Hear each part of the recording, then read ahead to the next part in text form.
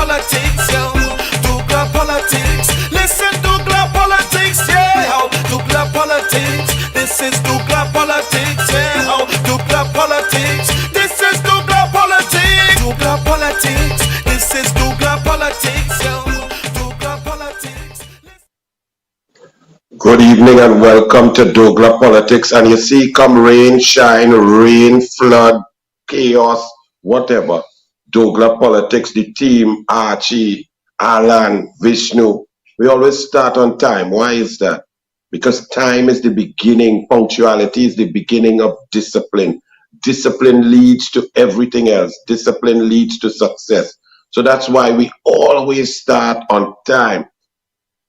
To CNC3, World Cup coverage. I've been watching World Cup since 1978 on my father's Curtis Mattis TV. Bought from Maxen House. We need the money. They only had 1 or 2 channels back then, and the World Cup was on TTT. Bernard Pantin introducing. And we got a good feed from wherever it was. That World Cup was in 1978 in Argentina.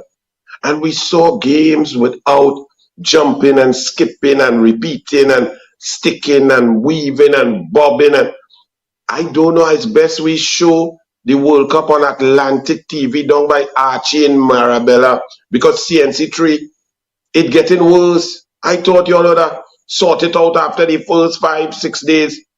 But today, Argentina-Mexico game was the worst. You're getting seasick watching anything. CNC3, all you really have no shame whatsoever. But I must say the World Cup has brought some interesting things. You know, I'm a stickler for time. And one of my pet peeves was always this concept of subjective added on time. I say I didn't understand this thing because time is so exact. Time is an exact science. Yet the referees you would see stoppages and no play and faking and keeper go down. And then they say 2 minutes added on. But in this World Cup, like they're really stopping the clock and they're giving you exactly what you paid for, what you want to see, full time. And so well done to FIFA on that. Because when you play at university in the USA, college football, the clock starts at 45 minutes and goes backwards. And every time the ball is out of play or discussion or yellow card or foul or injury, the clock literally stops on the big scoreboard. And so you play your full amount. So you all will see that you're getting extra added on that. That's the correct thing. So that is well done. Then you all really want to increase FIFA from 32 teams upwards? Cannot. You've seen already 32 is where it's at. If you start to increase the number of teams, you will have to have a mercy rule because sides going to be getting 10, 12, 13 and all kind of thing. So they may have, oh, well, if you want to do more teams, then you could do like the T20 World Cup and have a pre-tournament so that your extra teams could play to get into the 32 then, all right? Well, boy, I don't know what is wrong with Trinidad and Tobago. Like we either don't believe in ourselves or we still back in the 1950s and 60s. Because they have a clown who's come on CNC3 now to talk football in a British accent. A fella called Terry Fenwick. When Brazil playing football, his analysis is Carlson is a waste of time. He shouldn't be there. They should put on J. Jesus. The coach don't know what he's doing, all kind of thing. As soon as he talked that, second half, Carlson scored 2 goals within 12 minutes, and one might be the second best goal ever scored in World Cup history, second only to Maradona in 1986, the second goal against England. But by the way, CNC3, Guardian Media Limited, in a country that is ravaged by violence, indiscipline, school violence, our children running amok all over the place, murders, mayhem, home invasions, tourism industry in a mess because people don't want to come here because you could come here to dead. AR-15 children lying down on the floor as bullets whiz over their head in Rose Hill. In a country like that, the only man all you could find to talk during football is Terry Fenwick a man who have a questionable history right here coaching, a man who committed an act of violence and insanity against a player as a manager. Not only that he's a GOAT and the worst coach in the history of Trinidad and Tobago football that led us to a draw with Bahamas, with man playing with big belly like me, and also a draw with Puerto Rico, who does play more baseball and basketball than anything. Them don't play soccer. And our flag flew for the whole game upside down. Or you could only find Guardian Media Limited out of all the intelligent, brilliant people in Trinidad and Tobago that have coached football, played football, managed football. All you could only find Terry Fenwick to put upon us, the population, and our young people. You all want us to look up to this? Archie, remind them about who this clown Terry Fenwick really is now. Run it. I don't personally know Mr. Terry Fenwick, and we've had very little interaction. However, based on the recent reports in the media, and if these reports bear any truth, what I can definitely say is that he's not the person to lead our national team and football moving forward. Recalling that incident which happened with the player and Terry a few years ago, where he elbowed that player when he ran to the bench to celebrate a goal, I think this incident warranted penalties for Terry, which excluded him from national team coaching. Had this incident happened in the UK with one of us, we would have been banned or harsher measures would have been enforced.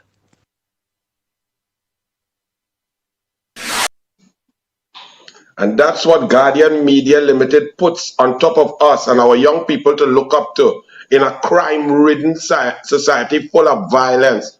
That is the most disgusting thing ever by a manager. That man should have been banned for life anywhere else in a real country. But somehow, you all accept that and then put him on our TV to talk a bag of nonsense. That big flipping clown, Guardian Media Limited, you all have no shame whatsoever. None. But when you look at that disgusting behavior and then understand what we're going to show you next. Japan's footballers make a lot of money in Japan, a lot of yen. They are rich, driving cars, they have helpers, they have gardeners, they have assistants, they have people to iron their uniform and so on. Japan played their greatest World Cup match, victorious. But look, Archie showed them how the Japanese team left their change room. This is the change room of the Japanese football team after they defeated Germany. A match that will go down in the annals of history as their greatest victory of all time. Full celebration. I have been in many a change room, a locker room throughout, whether it is school football, university football, national football, and club football. When you get in there, man with towel and shower and who dirty and who boots and grass and if it have mud, knocking your boots out, dirty towel all over, hand towel, face towel, big towel, endless tape all around from who tape up the ankle, who wrap the ankle with bandage, all over in a mess. The floor is being a mess. Look at how Japan, the Japanese team, left their change room after their victory. The discipline. Look at that. And why do I show you that? Because that is where it begins for Trinidad and Tobago.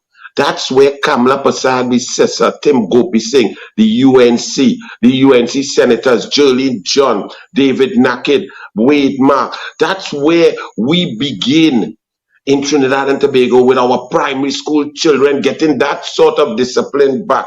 That's the focus, to change the society that we're in, where we will not have to listen to clowns and violent fools like Terry Fenwick on our TV, where our children could learn that that is how you respect people's property. That's how you respect another country. That is just amazing. That is such pride. I'd let in all you watch it. That is the change room in Qatar in the stadium left by the Japanese team. Over 30 people were in that place. 22 of them had played, sweat, dirty uniform, mud, grass. Look at that. That's where the discipline begins. and where productivity moves from there, where we will not have our children in the road, in the street, stabbing one another, slicing each other, beating Maximan, fighting up and down. That's what we do, and carry it into the communities and uplift, so that every bit of talent we have, whether it is in academics, whether it's in pan, music, arts, literature, that talent could come forward because the discipline is there. Punctuality, it begins with punctuality and discipline. Well done to the Japanese people. I could just clap and say, brilliant, Archie, brilliant. But here in Trinidad and Tobago, look where we reach, Archie. I don't know if you could see it. 550 murders as of 9:29 p.m. last night. I know it had so much flood. I'm hoping that the flood slow down the murderers, that the flood slow down the bullets, that the flood slow down the puya and the chopping and the stabbing. I really hope so. I didn't hear of a murder today, I know. But we reached to the world record of murders. PNM record under Martin Joseph 2008, 550 murders. And now Fitzgerald, Ethelbert, fall asleep, narcolepsy, sativa, high, ignorant, arrogant, dotish, Pomsite, Rasta, Hines has just eclipsed, equal the record 550, and he still have some 35 days to go. And he talking about people celebrating the crime rate. Are you an idiot, Fitzgerald Hines? Nobody's celebrating the crime rate. What people are frustrated that you, a total, complete idiot, is in charge and we are not safe. We are frightened for our people, our mothers, our daughters, our wives, our girlfriends. We are scared to move about. We are celebrating. You must come out of the job. The job is a job to be done. The job needs someone who can do it, who could stay awake, who could come with ideas, who could have some sort of concept and efficacy towards the crime fight, who has some sort of iota of ability, not an incompetent, sleepy, dunce, arrogant clown like you. Nobody's celebrating you, blooming idiot. We want you out of office because you are a goat, not the greatest of all time, just a normal flipping goat. As we say, goat. Archie, what wrong with these PNM? Them just like to put the picture. This is Simon the nosebreaker. The people can't see him in Cocorito or nowhere when it flood. It drizzled for 11 minutes. And even Gregory Abood had to say, oh good, 11 minutes rain and flood. You can't see Simon the nosebreaker, the MP for Diego Martin Central, as people get the whole of Diego Martin, just get chopped off from the rest of the world by 20 minutes rain, now 12 minutes. But here time to put the picture in the paper. You know where you put the picture in the paper for, Archie? Let me read this. I saw it was something critical. World Television Day, you know. World Television Day, this fool. This he and Brian Manning fighting for picture in the papers while the whole country in a total upside down mess. Relatives call for justice in hit and run of Harris. Photographer, Guardian Media Limited freelance photographer Anthony Harris died. Remember, he was riding his bike around the savannah, around the president's house, that the PNM spent $118 million, and the president, Paula Weeks, when she woke up from a slumber, tell the population, come and view this plantation house. Come, my proud black and brown people, come and view this plantation house here that I fixed up for myself. Y'all can take a tour. 118 million, but they have fixed the CCTV camera around it. A man get bounced down. A car drive fast around the savannah for at least 2 kilometers and then hit a man, kill a man, and drive off. And not a picture. But World Television Day, we could see picture, right? So no justice for his family whatsoever. Residents fear Penal Rock Road will become impassable. Well, I just read that. And then all across. Archie, I don't know what to tell all you again. Nothing works with this incompetent, asinine PNM government. Road maintenance, drainage, these things, they may seem mundane, but they're very important. They stop the depreciation and dilapidation and degradation of your infrastructure. To do nothing to weaken all of the infrastructure, then not dredge the river mouths that empty into the Gulf of Paria and to the other sea, the Caribbean Sea and the Atlantic Ocean, to not dredge those river mouths and allow water, powerful God-powered water, to then ravage your internal infrastructure, has led to the absolute, total, complete collapse of our infrastructure across the country.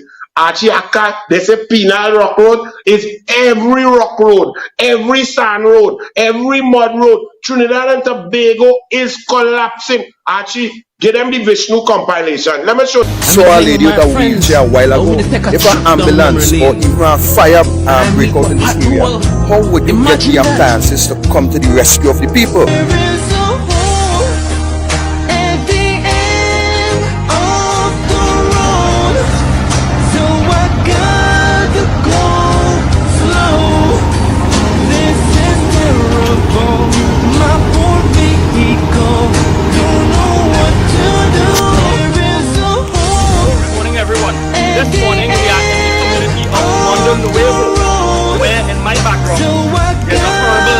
That's how all your miners just when the rain coming just east. You see my road breaking apart now?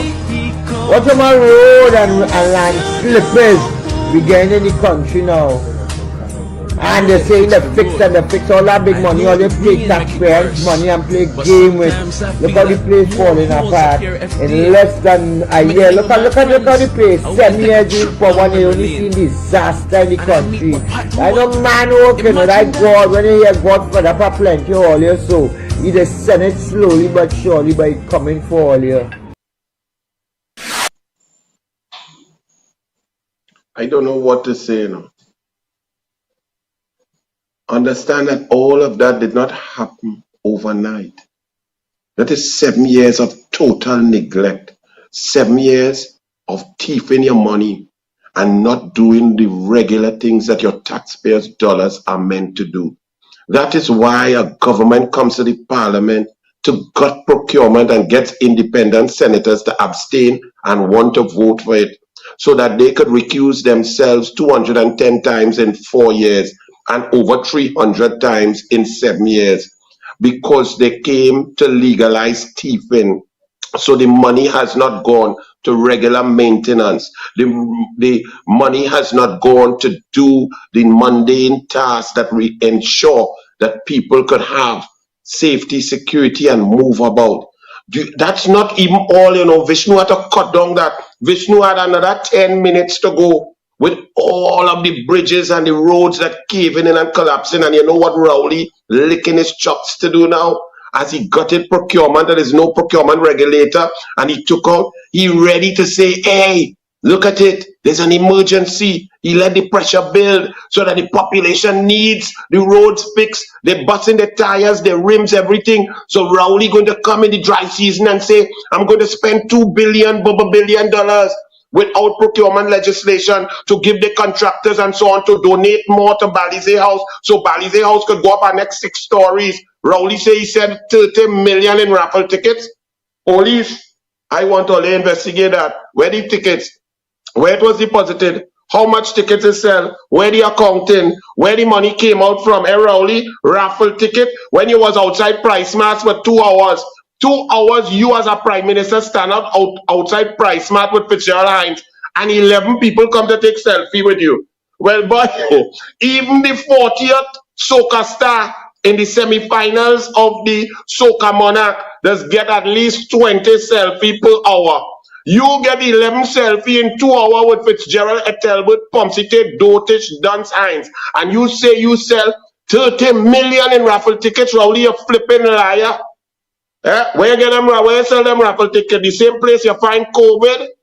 Papi, que pasa, papi? You like your blend hand? Oh, papi, me like it very much. Your big bald head dunce, Rowley. But that's what he coming to do now. And you all find that's funny. Look at our country. I have visited over 100 countries in my life. Thank the Lord, I was a spoiled child. Thank my parents. Thanks to my swimming national team. Thanks to the football. Thanks to university. Thanks to coaching and going to the Olympics and World Championships and CAC games and Pan American games and then holiday and so on. I've been privileged. There was one country that I visited that I never want to go back. That country was Haiti. I went there to do commentary for the World Cup qualifying back in 2003. I think it was 2001 commentary.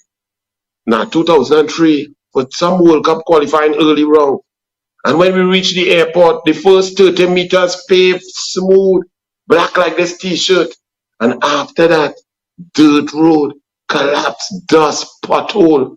The whole, all the hills, all the trees gone. The trees used as charcoal wood to cook and so on. Total mess, poverty. People selling water in enamel cup, a bowl on a lady head. And she have an enamel cup dipping and taking money. And you drink, she wipe it. She take money, somebody she dip again, you drink. I didn't want to see that again. But right here in Trinidad and Tobago, that's where we are across the board, across the entire country. And then on top of that, when it rains, it's a national emergency. A PNM lady tell me, but it's not a national emergency, it's a national alert. People all across this country right now are still digging themselves out, mopping up, cleaning up their appliances, their couches, their carpets, their toys, their equipment, all damaged from flooding, from rainfall, because of abject stupidity of the PNM. Not a storm, not a tropical depression, not a hurricane category 1, none of them things. Normal rain. And all you're trying to tell me about flipping climate change, it's not no climate change. The climate was always rainy season, dry season, it raining. The only thing that changed is the PNM incompetence under Rowley, a bag of dance. And not only that, a bag of dance who afraid the king dance. And they can't even say. So the little bit of brain that they have, they just keep quiet because he just cuss all of them. So it's Rowley alone and his two little friends to recuse themselves and send the money by Noel Garcia. That's why the country in a total, complete mess. Archie, flood hell. This is not from storm, you know. Flood hell.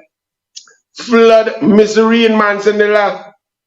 Me, you know, if you have any footage there, you know, we had so much road collapse. If you have footage of the flooding, I mean, it's so much. If you have show, but I don't even know if people must be fed up seeing that because all day, Facebook, TikTok, anyway, it's just flood. Maracas Valley, St. Joseph, across the board. But I have something to tell you, you know, Archie. And to the citizens out there. If I was to tell you, and I know all you go say, boy, Anil, you lie, eh? But you know Anil don't lie. All you know Anil don't lie at all. All you know Anil detests Keith Rowley, and not one day I will come there and lie on him. That's why all you ask me, but how come Keith Rowley take you to court? You can't go to court when you're talking the truth based on fact, research, and multiple sources. Nothing I say about Keith Rowley is ever dishonest or a lie. Could be backed up totally. I just beg for pre-action protocol to put him in the seat to ask him questions. So don't get confused. So all you know, Anil wouldn't make up this. If I am to tell you all here this evening on doglAR Politics, that a certain place flooded out. Specific. Now, many places flooded out, you know that. A member of parliament of the People's National Movement, his house flooded out. Flooded out along with the entire street. All the neighbors flood out. All inside, mud, fridge mashing up, couch, take everybody. The MP house, the flood, the water was gushing so much, his electronic gate fall down. If I were to tell you that this MP got workers from wherever he got them, 6 or 7 workers and a big truck to come into the flood on the avenue that he living on, pick up and fix the gate that fell down. And he had workers cleaning up his house alone. And he did not even ask the neighbors next door on the other side, opposite, or any neighbors who were all under the same stress. if they required any assistance. He didn't call any of his resources as a member of parliament and a minister to help his neighbors. What if I told you also that 2 houses down from him, there was a old people home with 11 to 12 elderly citizens in this home. And that minister and that MP did not send anybody to help those elderly people, to help them clean out, to put them out, and to help them out, to clean up, to move them about, to keep them warm, to give them something to eat, to give them some coffee or some Ovaltine, something. If I tell you that this member of parliament, this PNM minister and member of parliament kept his head down while the workers were cleaning his property, his yard, picking up his gate, and the truck came to take out his gate, while he was organizing all that for himself, he didn't even tell his neighbors, good afternoon, you all need any assistance? What can I do for you? Or can I call somebody? Can I use my powerful position to get some CPEP crews in here to help you all? You all will say, Anil, you're lying. You all will say that. Terrence, the Alsing, good evening. Greenvale Avenue, where you live, it flood out at Terrence, the Alsing. Valsay North, it flood out. Neighbors flood out. The whole street flood out. Terrence, the Alsing, I dare you to tell me a lie. My counselor was on spot. Seema, UNC counselor, was there asking people. She had no resources, she had not much help, but she there helping whatever little bit she could do. She went down with some of the UNC supporters and she helping people to mop and clean up. Seema Augustine, our counselor, was there. Terrence the Alsing, who were those people cleaning up your yard, those 6-7 people? Where the truck came from? Did your gate fall down? Did you help the elderly people who were on the same street, your neighbors? Did you go and help those people as they are still outside at 5:16 p.m. with wheelchair in mud water? Terrence nasty the Alsing, I'm asking you. And they're lying on you. Terrence, you're sicko the Alsing, or your PNM have no heart. All you couldn't see a PNM, let me ask all you on Facebook. All you see Rowley in our Wellingtons, in our boots, you see him in a raincoat, you see him anywhere, all over the country flood. Did you see Rowley? Huh? No. But Kamala is an Indian lady, and Kamala this and Kamala that. But anytime it have flood, you see Kamala out there. Whether she in boat, canoe, dinghy, boots, raincoat, out there with the people, with all her ministers. Let one of Kamala ministers don't go out now. Let one of Kamala ministers or MPs not go and help people. All across the board, UNC MPs on the ground helping people. Amit Superintendent councillors in St. Joseph helping people in El Socorro and Rangwest flood out. Them out there 2 days now. Where? Show me some PNM MPs now. Show me, I'm looking on Facebook right through. Show me some now. Show me Rowley now. Show me Small Pin out there helping people. Show me Faris not in a press conference. Show me Faris in the mud helping old people come out the mud and cleaning up now. Show me now. Show me Terrence the Alsing. Do you live in North Valsay, Greenvale Avenue, Terrence the Alsing? Did your gate fall down, Terrence the Alsing? Did you get flooded out? Was the entire street flooded out? Who did you help? Did you tell the neighbors good afternoon? Do they want some assistance? Who did you bring assistance for? Why did you only bring assistance for your house? For it to pick up your gate? Truck coming in, and when the truck come in, it pushing waves of water into the other people's property. Terrence, disgusting, heartless, the Alsing. Answer me now, boy. And all you want to say PNM and UNC is the same thing? People, stop it. This is gone beyond a joke. This is not funny anymore. We love you so, we take good care of you. Only the PNM understands. We love you so, we take good care of you. Only the PNM has a plan. We love you so, we take good care of you. Only the PNM understands. We love you so, we take good care of you. Only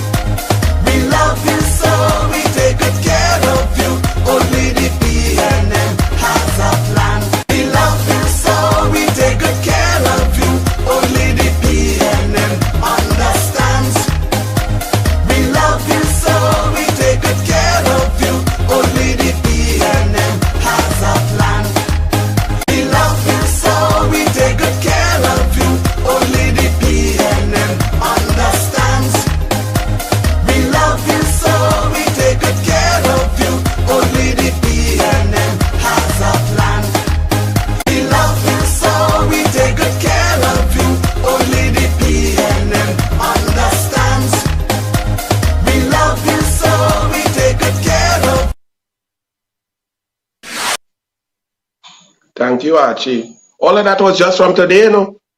From a little rainfall, not storm.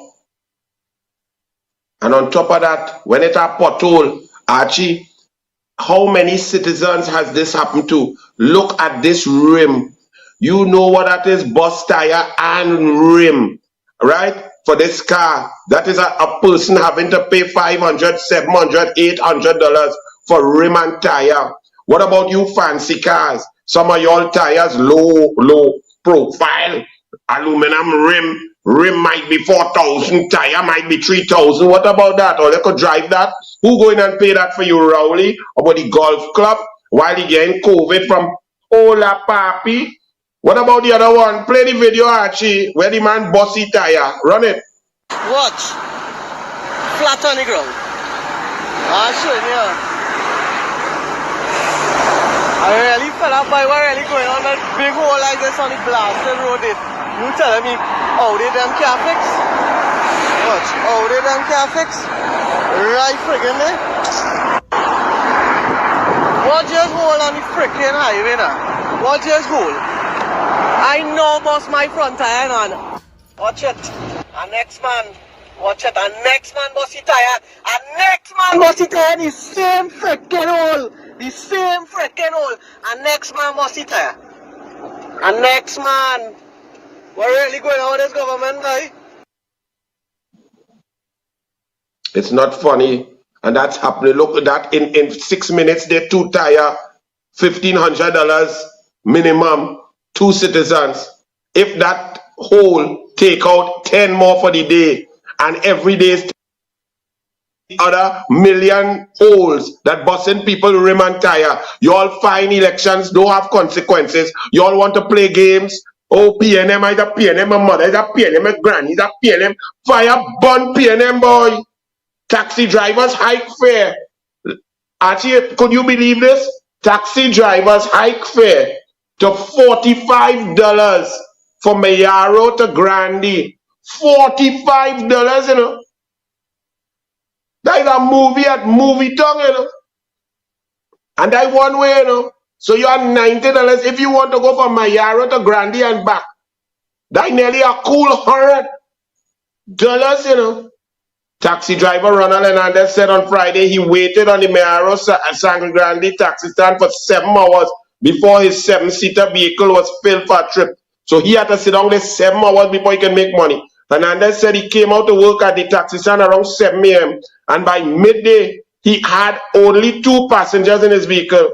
While the devastation of the Manzanilla Mayaro Road, which has been closed to commuters, Hernandez and other taxi drivers are using the longer route. The longer route, more money, but people saying, boy, we can't go no way.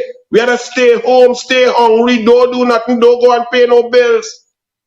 But when they are saying, while you fixing your own house and cleaning your own house and old people in wheelchair, treat your neighbors under mud and devastation, you can't lend a hand. Use a member of parliament, Convent Girl the Alsing. Look at the Alsing School, Mount Hope Secondary. Look in the Alsing constituency.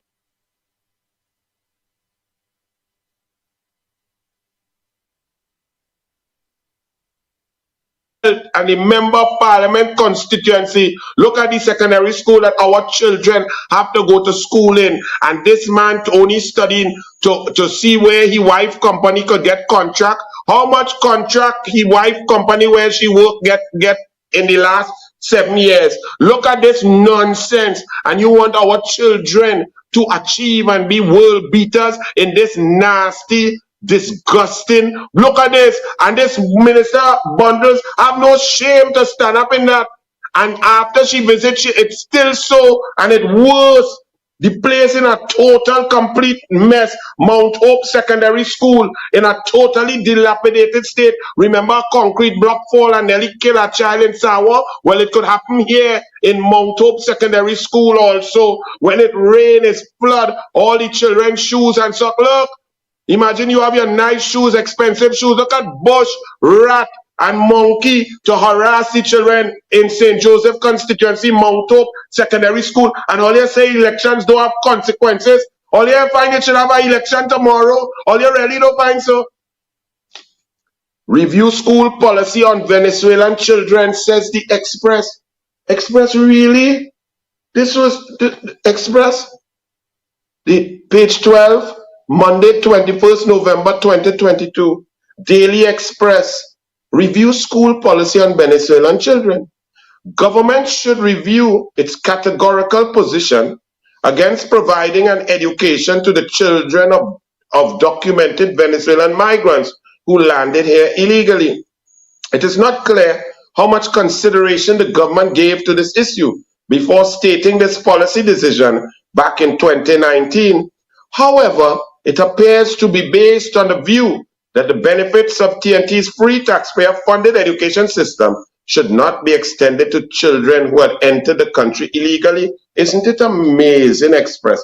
Now, Express, if you were just a media house that was fair and balanced, doing your job, talking the truth, putting out the facts, you would have known that Kamla Prasad-Bissessar called for that months ago, and she reiterated that call recently on a Monday night virtual just about 4 weeks ago. Why didn't you listen? Why didn't you put Kamla's words on the front pages to help these migrant children, to give them an opportunity to live up to what the UN expects of us? Why you didn't listen to the leader of the opposition and member of parliament for Paria? Treat her words with the respect that it is due. You ignore what she said and come like you now come with an epiphany by yourself.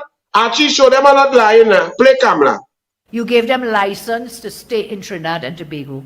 So before I talk about young and Venezuela, I want to talk about the plight of the migrant children who are here.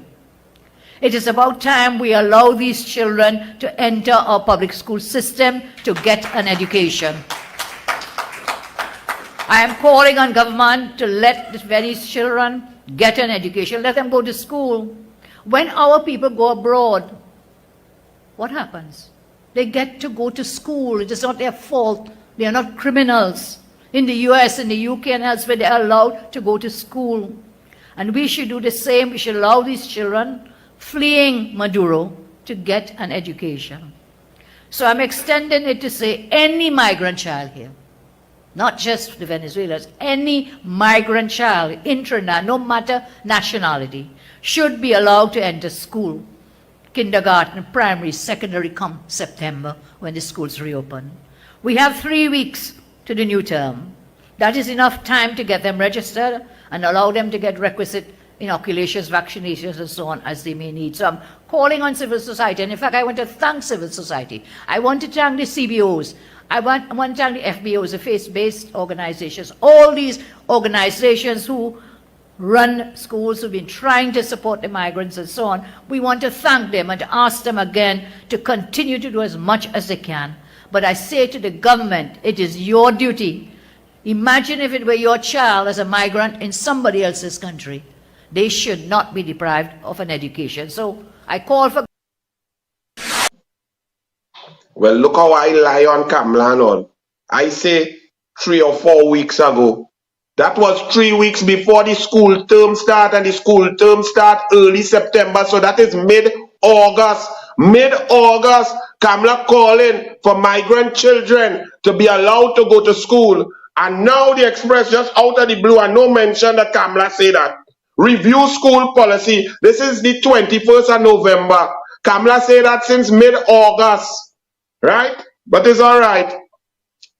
I see a Mr. Wilson, the Unit Trust Corporation Executive Director Nigel Edwards was speaking on Tuesday night at Trinidad and Tobago Publishers and Broadcasters Association, and his words were quite prophetic. His words made a lot of sense. And when you see that our country is in a mess because the mass media ignores and lets Rowley do what he wants, he got procurement, no big thing, leave him. The independent senators support that. It's all right. Don't question them.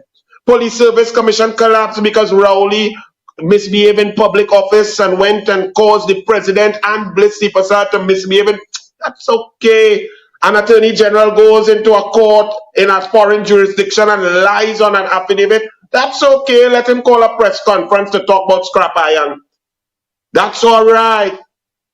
They interfere with a criminal matter, crossing into the territory of the DPP, breaching the constitution and the law, perverting the course of justice, indemnity, express and the media, all the media, just leave that. Go ahead. Talk about Rowley playing golf and oh, he get COVID and he this and he that. But this man, Mr. Edwards of the UTC says, what value does the media have? Your role is to make people accountable, especially those who walk the corridors of power. It's a tough job, but we rely on you to examine the facts that may seem odd or even contradictory and to give us the truth. He added, we rely on you to give us the unvarnished truth about issues of public interest in spite of political or economic turbulence. We rely on you to hold strong as a critical institution of our democracy. Our democracy is at its weakest point. Our democracy is no more. We are in the throes of a dictatorship because the mass media has shirked its responsibility. So Mr. Edwards is saying what the country needs. But mass media and express, I just gave you all a simple example. You just cannot talk the truth. You just cannot ensure that those in power live up to what their jobs are meant to be. Look at another example. The PLM cut gate under Kamla Prasad Visesa and Fazal Karim. Gate continuously increased up to a high in 2014 of $726 million, meaning that over 59,000 young people in Trinidad and Tobago took advantage of studying, whether it was at UE, UTT, COSTAT, MIC, NESC, wherever it was. TechVoc, Fazal Karim and Kamla Prasad Visesa increased that. As soon as the PNM came in September 2015, by 2016, they cut gate and they kept cutting it till 2019. It was down to 400 million. In 2021, it was down to 300 million, 426 million less than Fazal Karim and Kamla Prasad Visesa. From 59,000 students down to 27,000 students. And now you are seeing criminal activity, violence, lack of opportunities, children with wayward, not knowing where they're going or what they're doing, families under pressure. Fazal Karim wrote an article and said, former tertiary education minister Fazal Karim, written in The Guardian, page 6, Sunday, November 20th, says the scaling down of the government assistance for tuition expenses program, GATE, has contributed to a precipitous decline in tertiary education enrollment in this country. Karim said that the largest tertiary institution in Trinidad and Tobago, the University of the West Indies, had suffered from enrollment dips due to gate cutbacks, as well as reduction in their subventions from the government of Trinidad and Tobago, meaning the PNM government of Trinidad and Tobago, to fund training, research, innovation, and entrepreneurship. This is what happens when the PNM is in charge, and then you wonder why crime skyrockets. And Fitzgerald Hines say we celebrated. How could we celebrate your stupidity, Fitzgerald Hines? Fazal Karim continued. He said that all other tertiary institutions, private and public, experience a similar phenomenon, which was compounded by very tardy payments for gate funding that put institutions under severe financial cash flow pressures. That is the situation under the PNM. Then we see, furthermore, we're talking about treating children better, Archie. You could put up Rowley, if you have a picture of Rowley, or Ayanna Webster Roy, or Bundles, any one of them you could put up there now. It's hot out here. ACA walking. Guardian, page 10. Treat children better. 400 violation reports against our youngsters every month. Too many, you can take Fazal Karim down. Too many children are being abused in Trinidad and Tobago. And if a child is being abused, it should be reported. This is the view of Deputy Director, Care Services, Children Authority of TNT, Rhonda Gregory Abood, who said they receive roughly 400 complaints of children being abused each month. Out of this, 40% are substantiated monthly. 40%. So they get 400 reports per month, and they substantiate less than 200, less than half, 180. What about the other 220? You're understaffed? How many investigators do you have? How many investigators has this bald-head fool, this clown who was a teacher and took advantage of a girl of school age to have sex with her and impregnate her? How much money is he giving you to take care of our children now, as he took care of children back in 1969? And as he takes care of his own outside children right now? How much money, how much resources, how much investigators? You getting 400 reports and you are trying to say, report more? My lady, you don't have the resources because this clown, this fool, this man here did not give you enough resources to even handle the reports that you're getting now. But you're telling people to report more? And isn't it sickening that in Trinidad and Tobago, you see what I say when you sing the soca, follow the leader, leader, leader, follow the leader, leader, leader, children being abused, 400 violations per month, 400 reports. Why? What he did when he was a teacher? Eh? Yes, young girl. How are you? Yes. I am Mr. Rowley. Yes, yes. I'm your teacher. You know, yes. Yeah. But you know, let me touch you here, let me touch you there, and let me get in there. And then he impregnates a girl of school age, and y'all people vote for that scumbucket and make him prime minister, and then wonder why our country is in a total, complete shambles. Really, my citizens? Seriously? And to all you PNM who just say, Anil, you're a senator, how you could say the man was dead? Well, the man was dead. The man come in a press conference as a prime minister to talk about horny goatweed. Eh? Who the hell will come in as a prime minister to talk serious issues and all on the mind is horny goatweed? Well, he sell out himself. So the man was dead, that he business. But you studying my language as a senator, but not studying him as a teacher, taking pum-pum from a girl at school age. That don't bother all your PNM. Why all you don't send all your girl 16, 17 by enough let mentor them? Eh? All your flipping PNM, double standard, because you have a contract or a job, you will allow this miscreant to be prime minister? You're really disgusting. Doma president blames public service for neglect. Really, Gregory Abood. You blame Gregory, you blame Rowley, you blame the cabinet, you blame Fitzgerald, you blame the PNM, you blame nothing, you blame the policy. You come to blame the public servants, Gregory. Gregory, your bodies really show it. Like you just come out, the bodies are just coming out of you. Eh? Like a horror movie. President of the Downtown Owners and Merchants Association, DOMA, Gregory Abood, has taken the public service to task over what he called neglect and disconnect. Okay, Gregory, let me hear you.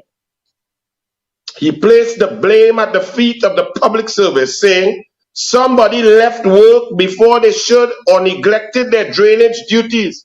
He noted that the water on South Key usually runs off quickly, and one can only assume that there was negligence and poor performance of some person or persons in authority to service the drains or the pumps or the valves so as to avoid the pool of stagnant water that never ran off overnight. Abood said this was a story playing itself out in many public service departments. Well, Gregory Abood, either you are a total idiot or you're a dunce or you're dishonest. One of the, take your choice. Because my brother, without resources, without allocations, you see, did you go and look at the little yellow books? Those, when you read the budget, did you go through it? Or you just sat down there sipping your tea and talking your nonsense? The PNM has strategically cut funding for the last 7 years from corporations across Trinidad and Tobago that with the money is required to get daily paid workers and those workers the equipment and the ability to clear those drains without the funds being allocated and released by the central government, the PNM cabinet, through the Ministry of Local Government, for example, to the corporations. The work that you are saying that public servants did not do cannot be done, Gregory. Gregory, do you understand, Gregory? And then when the permanent secretary of the Ministry of Finance says that what she did in order to protect the deficit, right?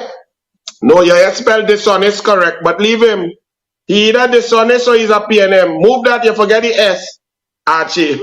But Gregory, if you don't have releases, and when corporations, not only those that were suffered by geographic discrimination because they are UNC corporations, and when the corporations ask for the allocations, the PNM allocates them 40%. And then during the 12-month period, Gregory, the first 4 or 5 months, they allocate and they release no funds to do the drains, to clean, to do the maintenance and so on. And then the permanent secretary of the Ministry of Finance admitted that when there were legitimate requests for releases in order to do work to serve Burgesses, that the PNM's policy was to delay releases, to hold back, to not give the funds to those corporations and those public servants whose job it is to do work. Not only salaries, but equipment. Some corporations did not even have diesel. They didn't even have tires to fix flat tires on backhoes. They did not have resources because your PNM government starved the country of money needed to do these jobs while they were recusing themselves and paying themselves rent. You didn't hear any delay on Al Rawi rent. You didn't hear any delay on Franklin Khan wife rent. You didn't hear any delay on the recusals that they had. You don't find a government and a cabinet recusing themselves, Gregory, 210 times for conflicts of interest where their family and friends are benefiting. You don't find that $4.8 billion in work to the super minister Stuart Smallpin Young company where his brother is the CEO, moving from zero public sector work in September 2015 to $5 billion. You don't find something wrong with that, Gregory? What is wrong with you, you PNM sycophant? And now you're blaming public servants when the PNM has not released money, they did not allocate money, they do not care about people. These are mundane tasks in their mind, and they just want to spend money where they want to spend it. They want to build an airport for 1.2 billion in Tobago and it have nobody landing in it. And Gregory, you don't find that stupid? You don't find that when they were in 2014, 97,000 international visitors were landing in Tobago, and that airport that exists now handled that. And since 2017, that figure dropped from 97,000 down to 17,000. And during COVID, it dropped to 0. And now it's at about 12,000 international visitors. Do you need a new airport? Or can that airport, does that airport have excess capacity, Gregory? And if you save that 1.2 billion there, Gregory, for a useless airport, Gregory, couldn't you then put those resources to the corporations and the public servants whose job it is to keep the drains clear, to keep the rivers stretched? Gregory, did you see anybody, any excavator, anything, any barge in the mouths of the river like Diego Martin River, where when I go fishing at night, we were 1 kilometer out of the Diego Martin mouth and the engine hit the ground because the silt is right up there, Gregory? Go and walk out there, Gregory, and see it. You see, because if you don't do that work, the work that serves the people, then you can't blame the public servants, Gregory. Why are you so wicked? Move him now, against Sikayi, really and truly. And here the next Professor Hamid Ghani. He says, debating ethical conduct for senators. Now, remember, when the issue about the Police Service Commission and the collapse of the Police Service Commission occurred, and Rowley went by the president, and he and the president was lying and trying not to say. And Kamla Prasad Bisesa and the UNC said, listen, let us get a tribunal in the parliament to investigate this situation of this breach of section 123(4) of the Constitution. And the independent senators and the blue hair lady did not allow Kamala to read out a motion, and they didn't want debate. They say vote and go, no discussion, no thing. The independent senator say that the UNC behave like market crab, and the bad talk UNC, Jayanti Lakshmidhyar, Jerlyn John, Anil, David Naked, Wade Mark, all over the place in the media, they bad talk the UNC, right?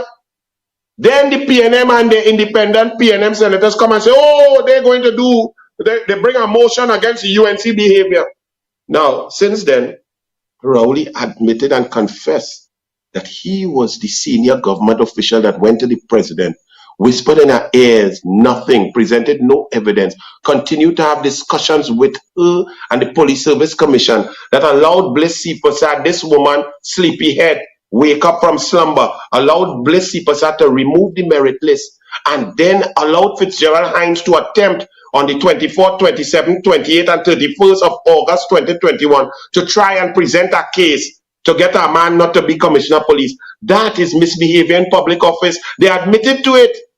But all of you all said the UNC behaved badly because we wanted to debate to get to the truth, which was just that this clown misbehaved in public office and caused two other public officials so to do. But where the police investigation, Gregory, where that, not interested in the police doing their work? Oh, it's Rowley, PNM, they could do what they want, the law is not for them, Gregory? Well, they come and they went and debate the motion, and then they come to say they have a committee to tell us to create ethical standards of conduct for senators.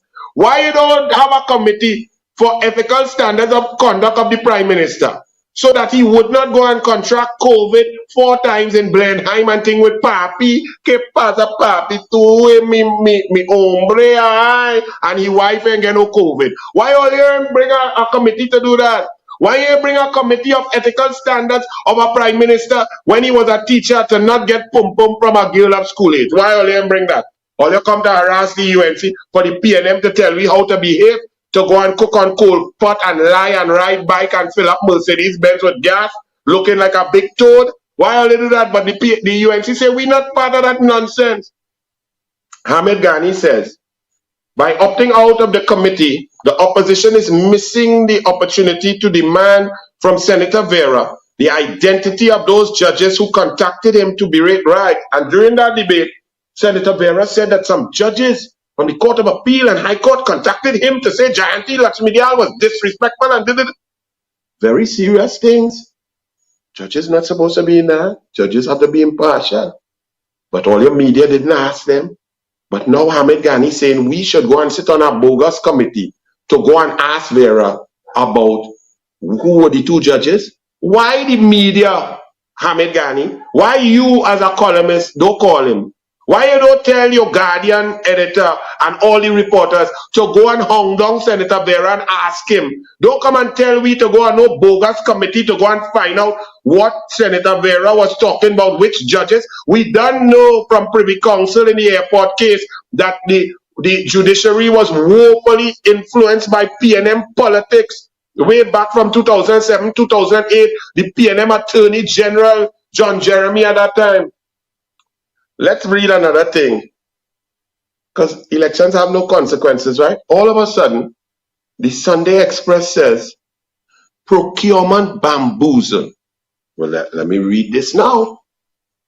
After 7 years of being fed one excuse after another, the public should now face the awful prospect that the Rowley administration has no intention of bringing the Public Procurement and Disposal of Public Property Act into effect anytime soon, not even in the gutted form to which it had reduced the act 2 years ago. So the Express is now saying that the Express has now realized, this media house, that Rowley and the PNM come to thief. And they're not going to put any legislation, whether it water down or what, to slow down the thieving. That's what they just said there. And they didn't follow that up by this is untenable. They didn't put the pressure and force them to call election and get out, because this could never be a mandate to just legitimize and legalize thieving. Furthermore, the Express goes on, because they just say They got the thing 2 years ago. But how it got? How it was allowed to be gotten? Because Kamla Prasad Bisesa, all the members of parliament of the UNC, all the senators of the UNC were saying, stop, you're gutting it, you're legalizing thieving, stop it, no, no, no. But if we all of us saying that, where was the mass media?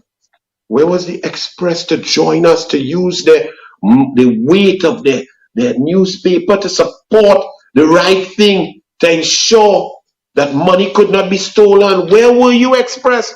Hear what the Express said. One would have thought that having substantially watered down the law by removing critical financial transaction from the remit of the procurement regulator, the government would be happy to have pressed on to the proclamation of the weakened law, if only to claim bragging rights for having implemented anti-corruption legislation. What a low barrier, what a low standard you set for the PNM and Express. You are saying that even though they got it and legalized thieving and it's mamagism compared to the law passed by Kamla Prasad Bisesa, that the PNM should have still proclaimed it just so they could brag while they're thieving, they could brag that they did something, and you find that acceptable, you move on with your daily business after that the next day. They continued the Express. However, having succeeded in stripping the law of the big ticket items of government to government contracts, agreements with international financial institutions, and a range of contracted services, including legal services, debt financing services for the national budget, accounting and auditing services, medical emergency or other scheduled medical services, and virtually any other service the Minister of Finance may one day decide to remove. The government continues to pedal backwards on the issue. Wow. Now, Express, in the last 10 weeks, you have written scathing editorials on the PNM procurement, which is legalized thieving. You have admitted that the PNM come to thief. They saw a piece of legislation Kamla left and they gutted it, and they still won't proclaim it because they're so thirsty for thieving. This is what you wrote here. And you also added on that the PNM failed dramatically on crime. You even called the Minister of National Security, Fitzgerald Hines, dense, dotish, and dumb.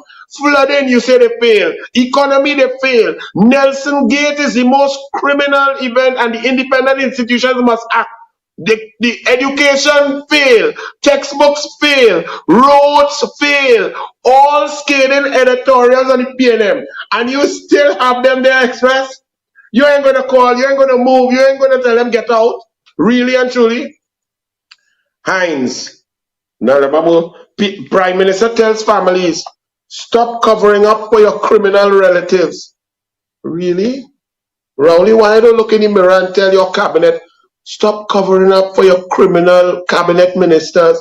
Stop covering up for your indemnity and your breach. Stop covering up for yourself. Stop covering up for your failure to fill out your integrity forms. Stop covering out for a man who get MTS money in a private account at Venture Credit Union. Stop covering up. The country's image was tarnished, but warnings justified. Several nations have travel advisories on Trinidad and Tobago telling the people don't come to Trinidad and Tobago. But they should really say don't come to Trinidad and Tobago because they have PNM. Steady decline in visitors to Trinidad and Tobago from 2015 to 2019. Yet Puss in Boots says that the bumper carnival is coming, that Trinidad and Tobago, the hotels should invest. And if you invest 100%, the government will give you back 40%. Never mind that nobody come in to spend no money and no airlift and no people. And back in 2014, 97,000 people were coming to spend money. And now less than 8,000 people coming to Tobago, foreigners that is, coming to Tobago to spend money. This fool telling you, the people who lost your guest house from the collapse of the PNM when they collapsed the sea bridge, the devastating effect that crime has on tourism, the lack of opportunities in a competitive field. This Puss in Boots, Randall Stoops Mitchell, telling people to upgrade the rooms. Upgrade the rooms for what, Mosquito? You total idiot. show them, look at Trini, gone in Bahamas, and don't even know, well, it's PNM in charge down by we. Run me, brother, man. Who the hell in charge of the tourism board, boy? Who in charge of the tourism board, boy? What's going on with Trinidad and Tobago, boy? We so backward, so much money passed through of, our country, and this shit, can't be sorted out as yet, boy. We can have a good dock for ship, for tourism, for all this kind of thing. Look what's going on in the back of me here. Look at here. Look at ship's dock here. Only tourists bustling out of all these places. If you see money Bahamas making off of tourism, and you could tell me Trinidad has so much things to offer. We have so much natural resources. We have so much things. We're the party capital of the Caribbean. Steve and Calypso Mass, everything, and we can put on something so good and so what going on with why we so backward? We can have a good pay as yet, Dread, to put ships to dock, Dread, in Tobago and Trinidad. This is ridiculous. All we depending on is oil. Well, you're crazy or what? Not we crazy. Puss in Boots and the PNM crazy. And Rowley was a minister back in the day of marine affairs, and no facility in Tobago. Grenada, St. Lucia, Barbados have 2 marinas, none. Carriacou in Grenada again, the next one. We are none, and Rowley was in charge of that portfolio. This club in charge of tourism, and the only thing he can do is say PNM amalgamated and them building hotel. While them PNM talking that they're killing people and dumping them like garbage in Carnage. Where's Carnage? Carnage is in the constituency of Keith Christopher Rowley, the Prime Minister. Some residents of Carnage feel they have been treated like a dog by Prime Minister Keith Rowley. They said Rowley, the Member of Parliament for Dago Martin West, should improve upon his delivery of goods and services like jobs for the youth. My people of Carnage, Rowley is only an MP for 31 years. He was a minister for about 11 of those years or more. He's the Prime Minister for the last 7 years. And you want him to improve right now? The only improvement for Rowley is to vote him out. You don't understand that? It's very simple. Hines, who are the real criminals, says Fitzgerald Hines. Let's hear what Fitzgerald Hines had to say. Hines said in the Parliament, we have a criminal investigation taking place as we speak in a matter called live sport that started when the member for Paria, Kamla Prasad Bisesa, was Prime Minister of this country, and it's still going on. Without calling names, Hines recalled that an elected MP resigned as a government minister for that crime. The matter is not finished yet. The chip's still up in the air. But the member for Paria brought back that member in the very parliament, he reiterated. That is why I tell you, everybody talking about crime, but tell me, who are the real criminals? Well, first and foremost, Fitzgerald Etelbert, coward, Pomsite Rasta, idiot Hines. You have to go in the parliament and you can't call names. Anil Roberts is the minister who resigned. Anil Roberts is the MP who resigned. Because there were allegations being thrown about by you and your PNM media about corruption in live sport.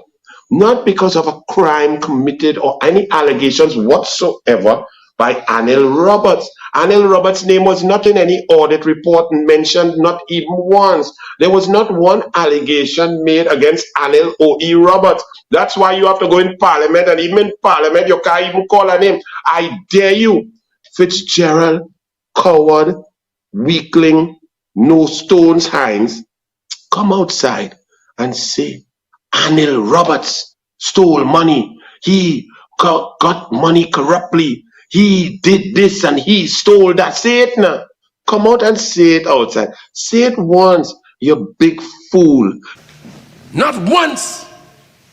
We have a criminal investigation taking place. Let me teach him what talking about crime. We have a criminal investigation taking place as we speak in a matter called live sport that started when the member for Paria was Prime Minister of this country.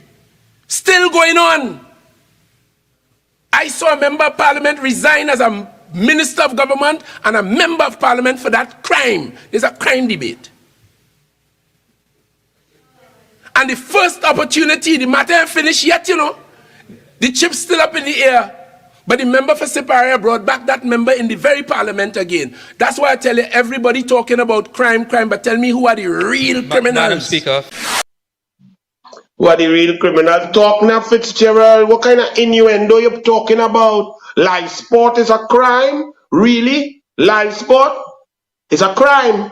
So paying young black boys $2,378, $1,500 a month to get involved in the program, giving them 2 meals per day, giving them guidance counselors, getting 60 of Trinidad and Tobago's greatest athletes, captain, cricket, football, basketball, netball, to mentor them, psychologists and guidance, to get them into MIC, into jobs, to make them put down the gun, to get them educated, to get them with the ID so they could get bank account. Live sport is a crime. The PNM is a crime because PNM don't like to give black people an opportunity to put down the gun and stop killing themselves. But come on, Anil Roberts resigned because of life sport is a crime? No. Anil Roberts resigned because Kamala Prasad Bissessa was trying to uphold the highest levels of Westminster. And if there are any allegations made against anyone, she said the government and the reputation of the cabinet and the people is more important. So resign, and when the court or whatever goes and due process, clear your name and come back. Unlike you, the PNM, you could do anything in the PNM. You could drive drunk, get convicted, and sit down in the Senate under the PNM as a convicted drunk driver. You could be under investigation. You could be charged for corruption and sit down in the parliament downstairs. Ask Marlene McDonald, that's the PNM way. You could be under investigation, whether special branch, anti-corruption bureau, production orders. Ask Minister Foster Cummins as he sits down there and he's still a minister in charge of credit union. You could be under investigation with money in your own personal account. Fitzgerald Hines, Anil Roberts had any money in any account anywhere in Trinidad, Tobago, or anywhere in this globe other than his salary. But you have ministers in your PNM cabinet who get paid in the venture credit union account from work done by MTS for a company of which his wife is, and you talking about crime? What about Fitzgerald Hines? You have criminals under investigation right next to you. Where's the investigation into the 143,000 cash that Camille Robinson Regis signed a declaration and it was a lie? Where's that? Fitzgerald Hines, let me tell you something. You see Anil not in the parliament. I have no privilege here. You could sue me. All your PNM could sue me because I'm out in the open. Okay. What about Keith Christopher Rowley? You see, a crime is to not fill out your Integrity in Public Life Act form, your Form B. To have an asset and not declare it, not put it there, and then sign your form, that's a crime. Where's that investigation? It's a crime for Keith Christopher Rowley to fill out his Form A of the Integrity in Public Life Act form and put false information stating that the value of his Inez Gate property was $1.2 million when the value is 1.68 because he paid a stamp duty of $33,600. That is a crime and a breach of the Public Integrity in Public Life Act. Where's that investigation? You see, I don't need parliament because me lying. You need to go in parliament undercover privilege like a little baby coward and you still can't call my name. You pumpsy head, dotish lagoon rat.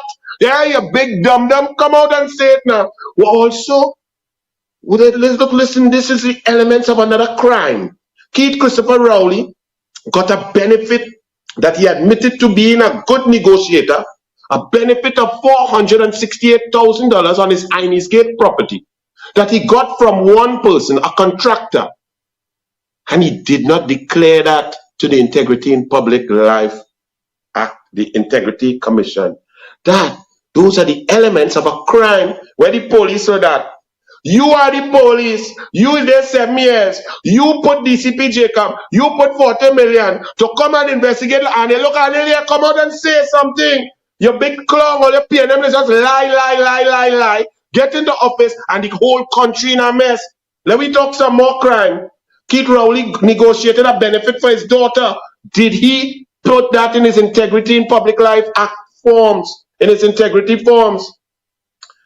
Also, does Keith Christopher Rowley have children in Victoria Keys in HDC benefiting from discounts and subsidized housing of the government of Trinidad and Tobago while he's the Prime Minister? And if so, did he declare that in his Integrity in Public Life Act forms? These things make up elements of crimes. You see how they talk? You see how they talk? No lie. All you bring my pre-action protocol, look, I'm not in Parliament. Let me talk.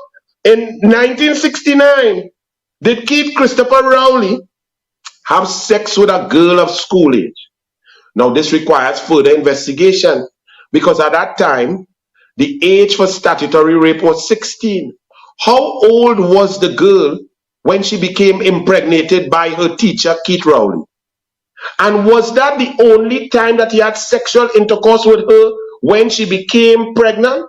Or were there other times? That requires police investigation. So the police need to investigate exactly how old the girl of school age was when Keith Rowley, a teacher, had sex with her first time. See, the elements of a crime need to be investigated. That's how we talk. Where's my pre-action protocol? Bring it, man. Yes. What else we have? What about the indemnity? You see, a crime was committed, misbehavior in public office, perversion of the course of justice.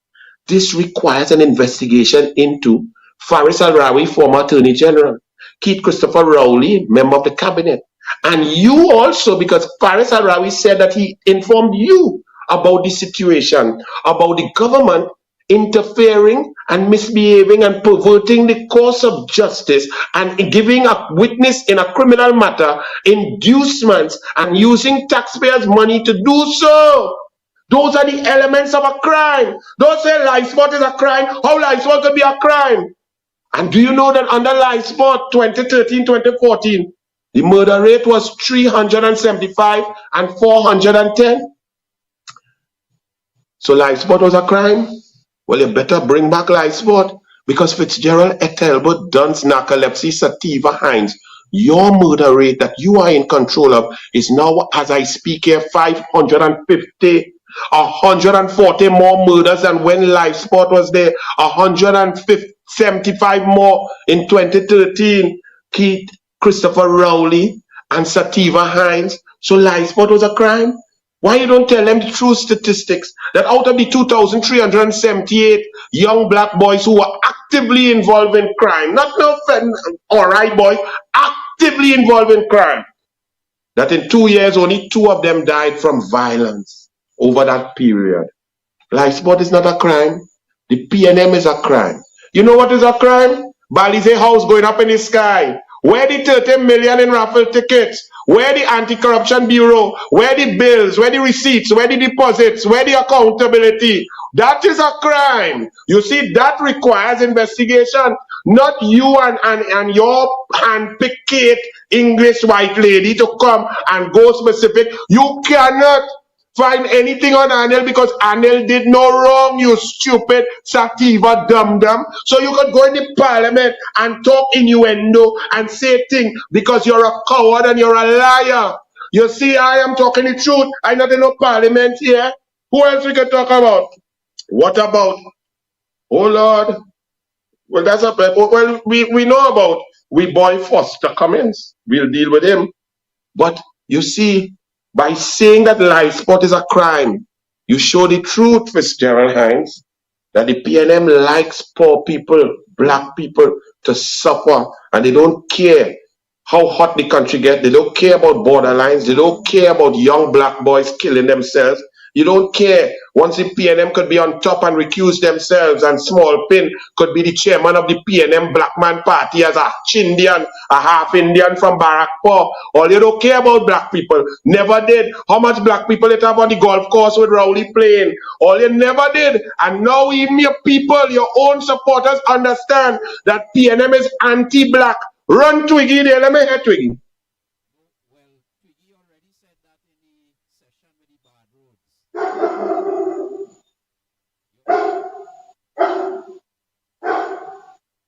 My dog barking here. You find it here, Tachi?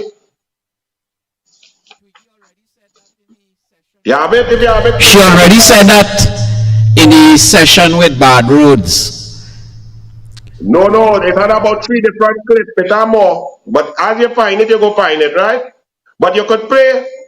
They should have and I did a talk already showing Twiggy now realize, and she used the N-word and so on. I don't use the N-word, but Twiggy is allowed to, because those are the rules of the N-word. But Twiggy was saying PNM and the Rowley don't care about black people. But I had said that also a long time ago. And Archie, run it. I'm a proud black man in this country, and you have offended me. Dr. Rowley is demanding an apology. I know what the yellow bananas mean. It's monkey that has created banana.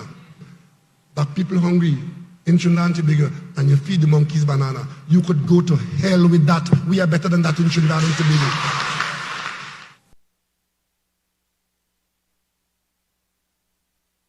If you were eating 2 bananas, you might try to eat 1 for some good reason.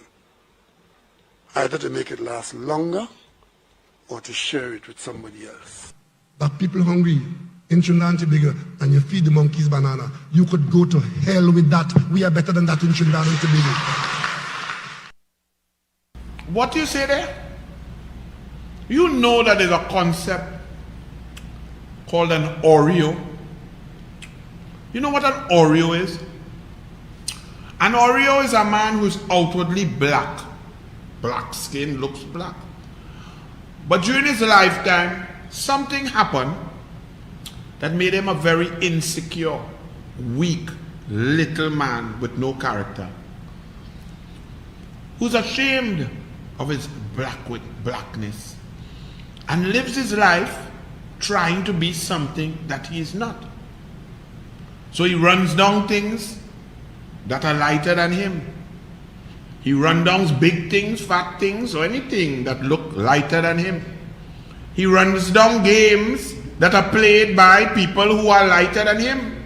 He runs to buy houses next to people who look pinker than him. And when he gets into power, he talks down to those who look like him outwardly. So that when he gives HDC houses to people who have to purchase them, 750,000 for example, he makes speeches and talks down to black people and tells them, don't turn here into a ghetto. I don't want to see sneakers on the wires. Even though HDC don't have wires up in the air, they put all the utilities underground. He talks down to people and tells them, the government, everything is the government. You have to wean yourself off the government. He looks at people who are under poverty, impoverished conditions, and he and his ministers talk down to them and tell them, you don't want to sweat, you don't want to work, but you want to go to heaven. This is the tale of a sad human being. Many of them exist all over the world. Our problem in Trinidad and Tobago is somehow, some way, one of them found their way to the helm of the People's National Movement, a party created in January 1956. And with the gerrymandering of the boundaries, any human being who reaches the lead of the PNM must be the Prime Minister. After 30 years of unfettered rule from 56 to 86, and rule in Trinidad and Tobago for 48 out of 61 years. But somehow the PNM allowed this pretentious, fake black man, who since being Prime Minister has sent black people back to the 1940s. He withdrew funding from every program that could have been a glimmer of light in the eyes of the black children of this country. He cut sport from 140 million to 10 million. He cut PAN in school. He cut money to funding to culture, arts. He cut money from school feeding textbooks. He cut laptops. He cut UTT, NESC, MIC centers. He shut down the sea bridge to Tobago and mash up the black economy of Tobago. But he called a race card on an Indian lady who is blacker than he would ever be. An Indian lady, strong and proud, from poor roots, who on reaching power, first thing she did, see about everybody, see about all people, including all her black people. Whether it's Children Life Fund, Baby Grant, increase in textbook funding from 33 million to 133 million annually, increase in sport funding from 10 million to 140 million annually, full support of the TT Pro League, full support sporting organizations, increased funding, 106 schools, whether it was increased gate from 400 to 800 million per year, increased URP projects for those most in need to get money on the table to feed their children, taking VAT off of food items, 7,000 food items, taking VAT off. Rowley comes and put all that back on. She give them laptops, full opportunities, hospital, children hospital, teaching hospital, roads, well done, job opportunities, trade, increased competitive index, business levy, paid VAT refunds on time, all of it to ensure that her people had opportunities to thrive. Yet during an election, you let a man who don't like anything black tell you that the Indian lady whose policies support everybody, who sees no race at all, she don't even see it, that because somebody gave a person a whole Hana banana to eat, because that's what they had, they buy in the grocery, you all said, and you allowed that man to play a race card to make black people vote against themselves, to vote for a torturer of black people, to vote for somebody whose whole existence, whole history has shown that he is not a Pan-African leader.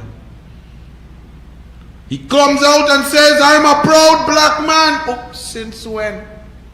Were you a proud black man when you were drinking scotch and smoking cigars in Goodwood Park in December 31st, 2019? And your friend and them was calling you, hey little black boy, look my black boy come? Were you a proud black man as you cut funding for everything and have black people having barbecue to save their children's life as you cut? Corner boy, people only waiting for them to come out. It's power hungry, all not for the people. All not for the people, you know.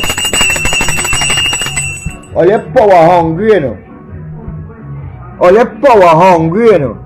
I never seen nigga people power hungry so like the People's National Movement. People ain't care about the own, you know. From the council right up, all they don't care about the own niggas, you know. You might telling all your PNM people, you don't care about your nigger people, you know. Man, you only want to come down on that woman. And she's an African woman, I call her in that party longer than some all here. Because she didn't want to come on all your team. All your cussing that woman, you know.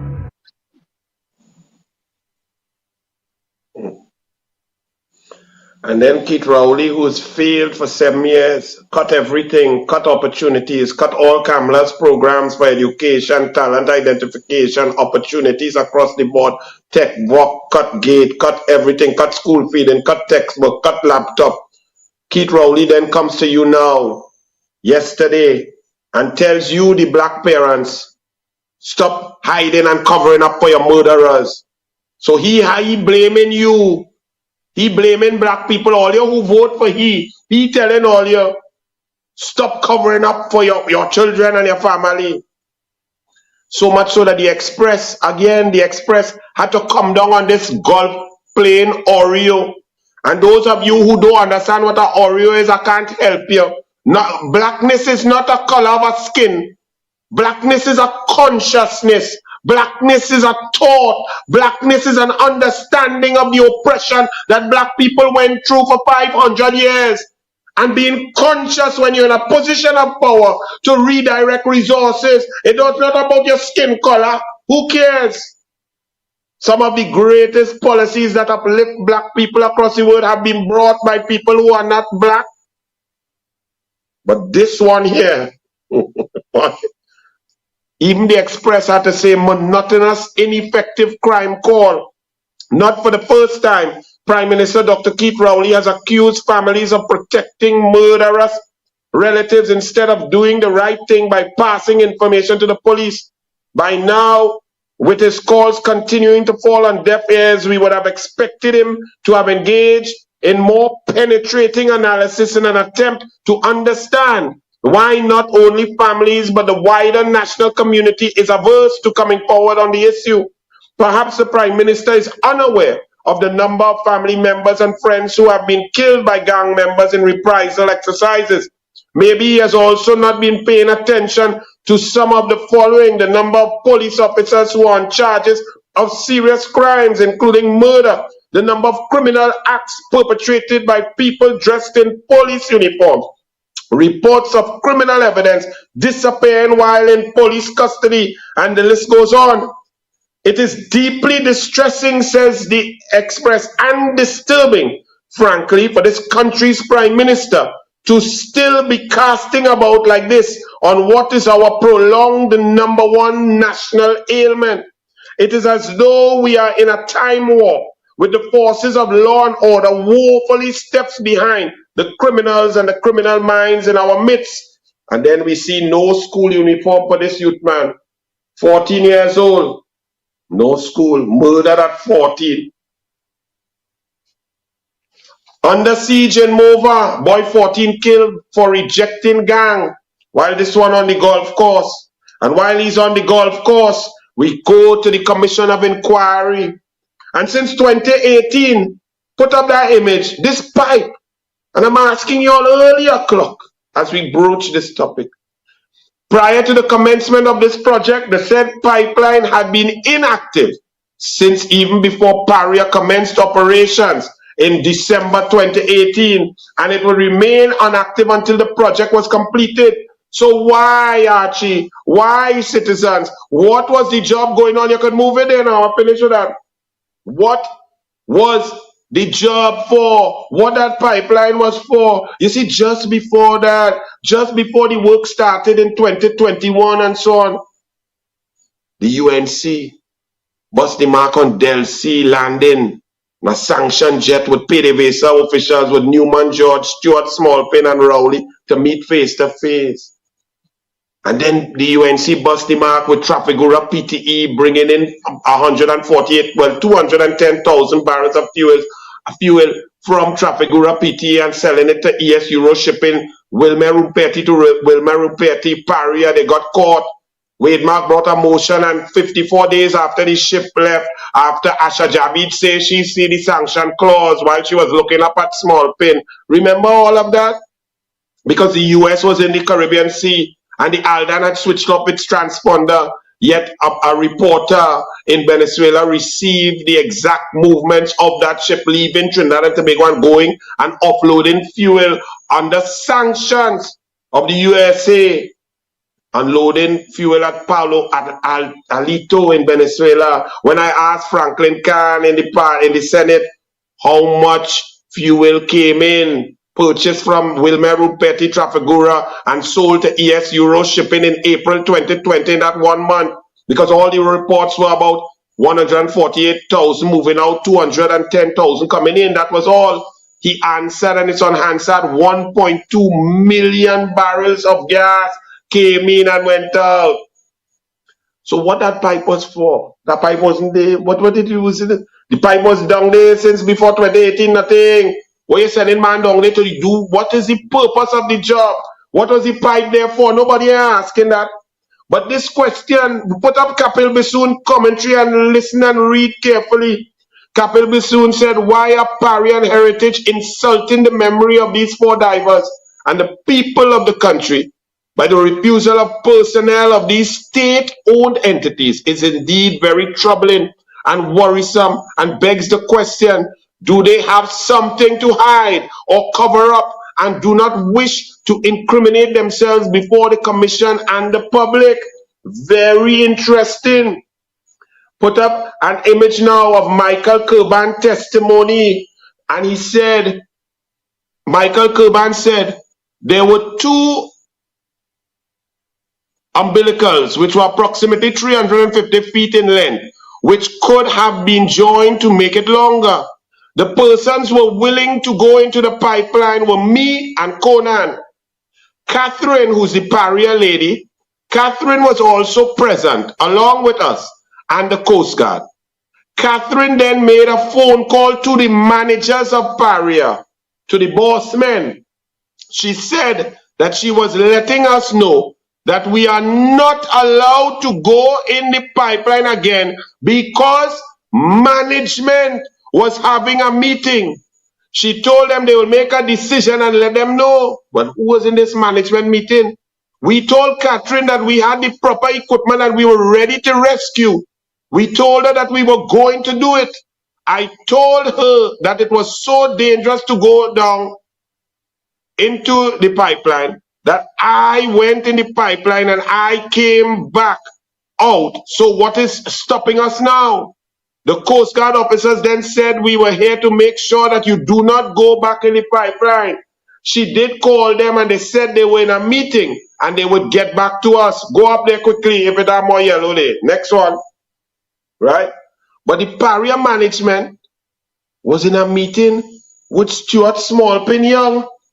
And then instructions came. Next one. You can move that now. Dive companies in today's newspaper. Dive companies, Paria Fuel didn't ask us to rescue divers. We just see lie after lie after lie. Page 7, Guardian. Charlene Rampasad.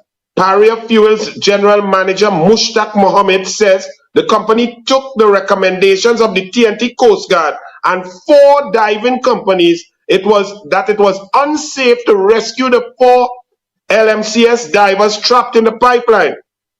That's what Mushtaq Mohammed, the PNM man, say. The Coast Guard and 4 companies tell him, don't go, it's too dangerous. There are 2 of the companies.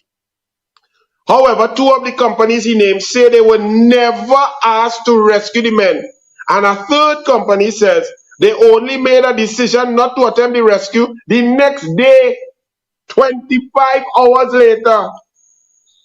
In Mohammed's statement, this commissioner of inquiry, he said around 8:40 p.m. on February 25th, the first day of the incident, he asked Paria's incident team commander, Colin Piper, to get the Coast Guard. So at 8:40 p.m., incident happened at 1 or so. Bujam come out at 3, say, hey, my boys there.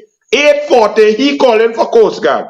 Between 22:38 hours, which is 10:38, and midnight Friday night, Colin Piper reported to me that the Trinidad and Tobago Coast Guard did their initial assessment of the situation and concluded that it was too risky to dive in the pipeline.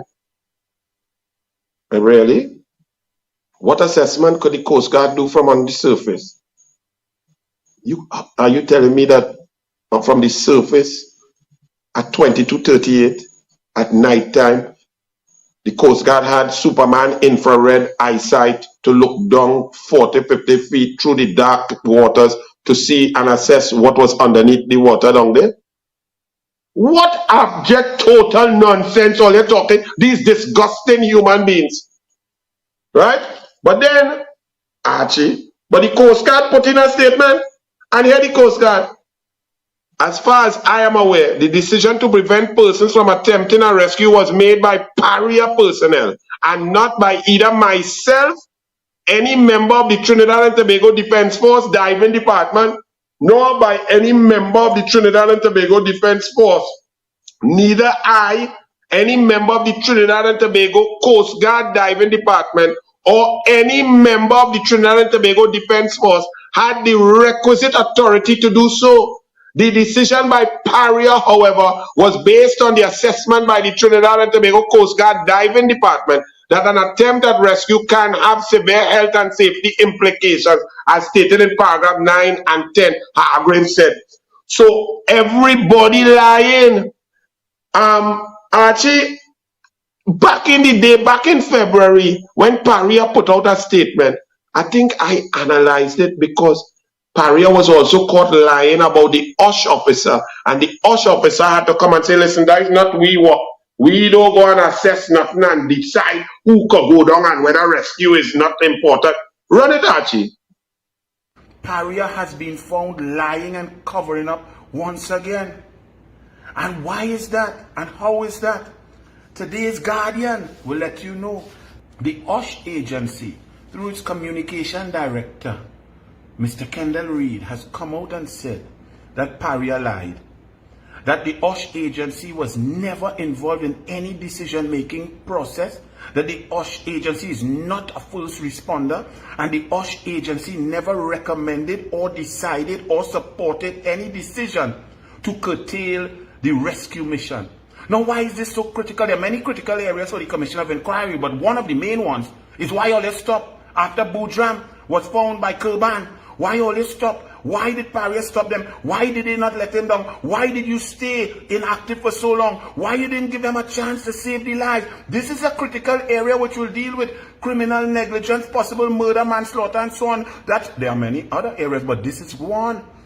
And Paria said on Monday, well, let me first of all tell you what the OSH agency says, and only printed in the Guardian today. Mr. Kendall Reid. The OSH agency never advised Paria executives nor supported the decision to abort rescue mission. Paria's false claim, says OSH agency through Mr. Kendall Reid, claims are damaging to the agency. Our team did not form part of Paria's response team. OSH is a law enforcement body, not a first responder. Our team never formed part of Paria's emergency response team. We never became involved in any decision-making process during the rescue operation. But Paria on Monday, 7th March, said, and I quote in their press release that they gave out in response to LMCS, it was determined by Paria and supported by the Coast Guard, the OSH agency, and external experts that it was too dangerous for anyone to proceed further into the pipeline. That was Paria on Monday. But Paria... And so now we know the OSH agency stated that Paria lied. The Coast Guard now say Paria lied. And 3 of the 4 that Paria say, the diving companies, say they never talk to we about that, we never talk about that, and we never recommend nothing. 2 of them say they never ask them to do nothing. And 1 say, well, a day after that it might be too dangerous. At that time, why all these lies? But Ramesh Lawrence Maharaj dealt with them. Run it, Archie. You agree with me that the information you could have got from Mr. Boudram was to find out whether there was any obstruction in the pipeline to prevent any divers from going into the pipeline to rescue the men? I would say no, because I would not know what Boudram would have said or what he would have encountered. But were you interested to find out as a member of the incident command team? Of course, that's why we got in touch with him. But if you were interested to find out, you had Mr. Boudram, who could have given you first-hand information, the best evidence, and you spent hours trying to get cameras to go in to find out what you could have got from Mr. Boudram.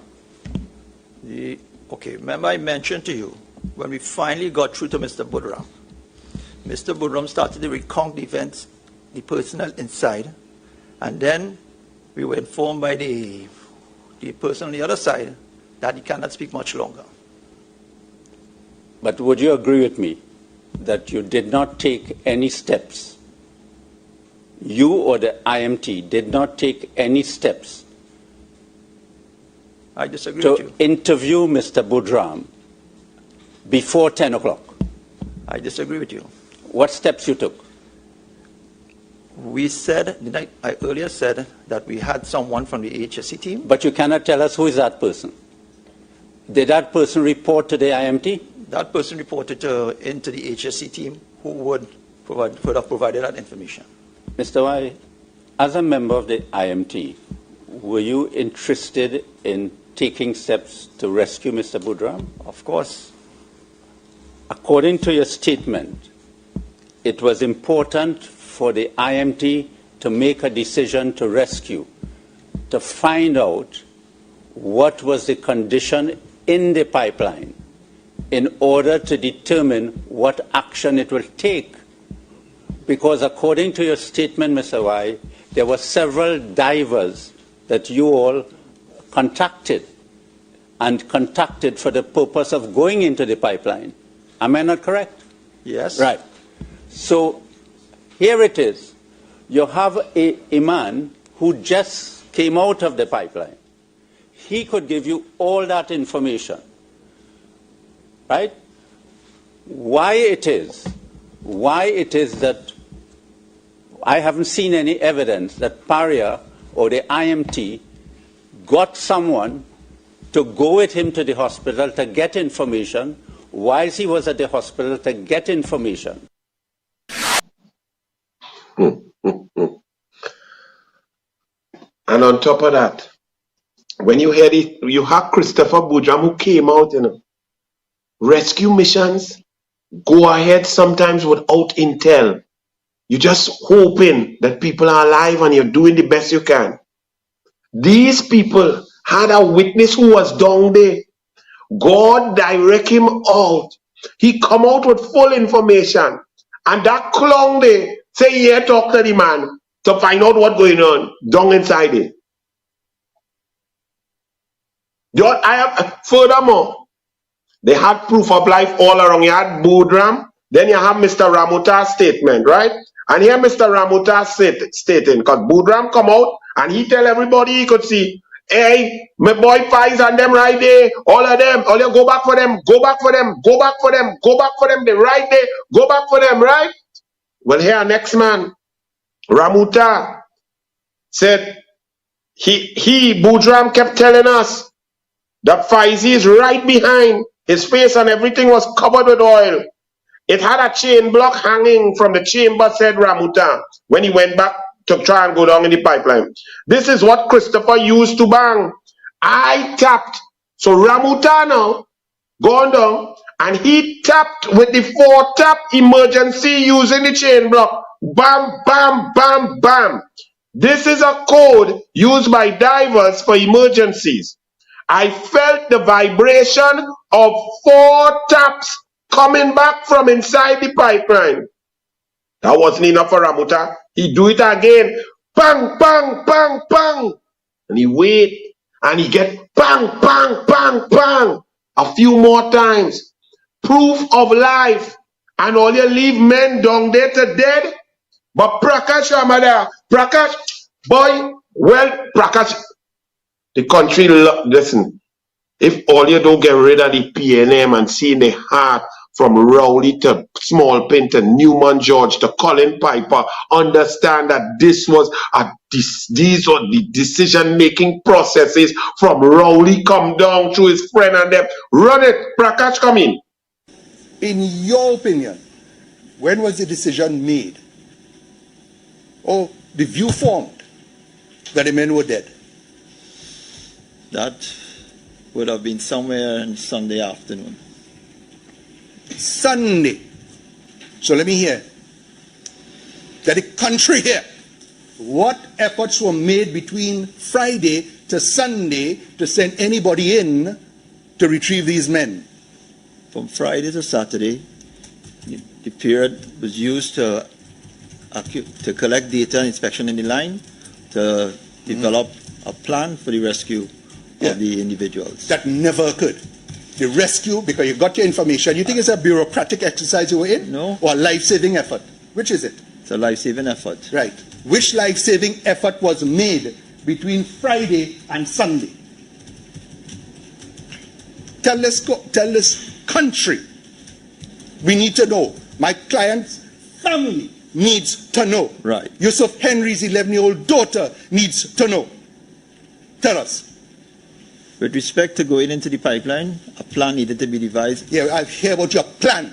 What efforts were made? Right, the efforts were to establish the safety inside the line My God. without putting other people's lives at risk. Yeah, and there were persons who were willing to risk their lives to do so. Isn't that Right, correct? and part of the, and as I mentioned Listen to me, before, you will answer what I ask you. There were persons who part of were... the principles So, my Lord, of could you ask rescue him? Could you is ask not him? to... You were concerned more about the other person's lives who may go into rescue. Is that what you're telling us? That is part of the factors in it. Part of the factors. You cannot send someone into the line with unsafe, and then you end up with a different situation. And the situation we ended up with was what? 4 dead men? Is that it? No effort made to save them? Is that accurate? If you send No effort if you made. send someone inside with an unsafe condition in the line, and as you know the conditions inside the line, you could have ended up with losing another person. And if a And person... it's like running into if you know someone is running into a building that is burning and is falling, to run into that building burning, to save someone, you are putting yourselves at risk that you yourself may die. Yeah. Just a moment. Isn't just that a what moment. firemen do? Just a moment. Sorry. Of course that's right. If it was your father, would you? What about father? Remember I asked you about first responders? Firemen do this on a regular basis throughout the length and breadth of this world. You agree with that? Yes, because Yes. they are trained and Thank prepared. you.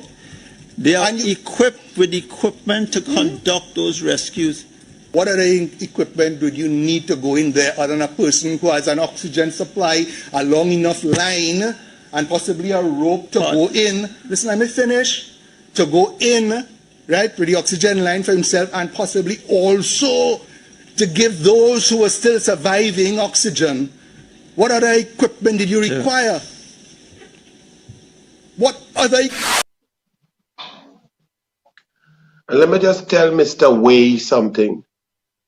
Mr. Way, do you know something called 9/11 in the USA?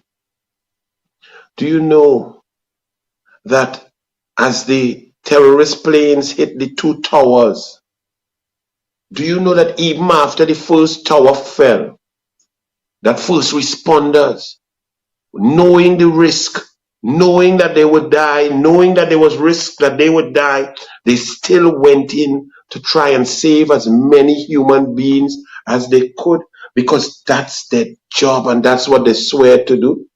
Mr. Way, you did not have such a complex, dangerous thing as those gentlemen, those first responders in 9/11, with millions and trillions of tons of concrete and steel falling down upon them. Even after the first tower fell, they went up to try and get citizens out. You knew you had a survivor. You had full intel. You knew that the next man was close by. You knew that they needed oxygen. You knew that the men were alive, and you did nothing. You told others to stand down. You took active part in stopping and preventing. Your team at Paria, the management took active part in preventing people from going to attempt a rescue. Ladies and gentlemen, I warn you now that what you may have heard it before, but what you're going to hear, no matter how many times you hear it, is going to bring a tear to your eye and bring utter sadness, because a GoPro was retrieved, and the GoPro showed you that these men were alive, breathing, kicking and talking just like I'm talking here. Listen carefully and then understand that Newman George, Colin Piper, Stuart Smallpin Young, the Minister of Energy, and all the Paria staff down to Catherine, who instructed that the management that no rescue go on, and the lies that were told on the OSH, on the Coast Guard, and on the other diving companies. This is a serious matter, and criminal conduct is clear. Listen carefully.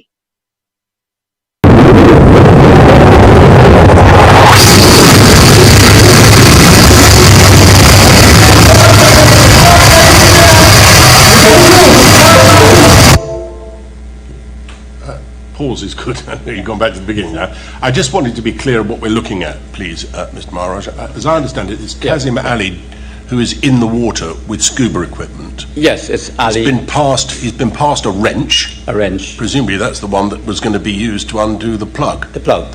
The mechanical he's then plug. dived down. He's come up inside the habitat. The habitat. And we can see him coming up inside. And who's the man that we see standing with his back? Do we know who that is? We don't know who it is. But we think it's Christopher. It may be Christopher Boudreaux. Oh, all right. So, and that's where we left it. I wonder if we can go back then, please, so that we know what we're looking at. Thank you.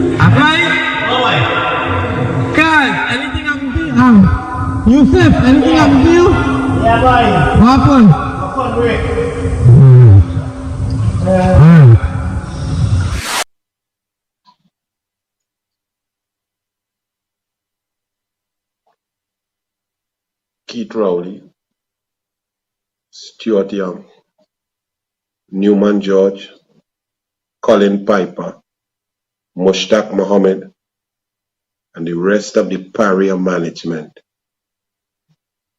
They were alive.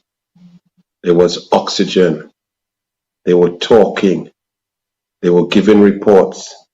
Christopher Boudreaux, the hero, left them, promised them that he'd come back to go and give intel, to tell the rescuers that they are all alive and well. And you left them there for 39 hours to die a slow, painful death.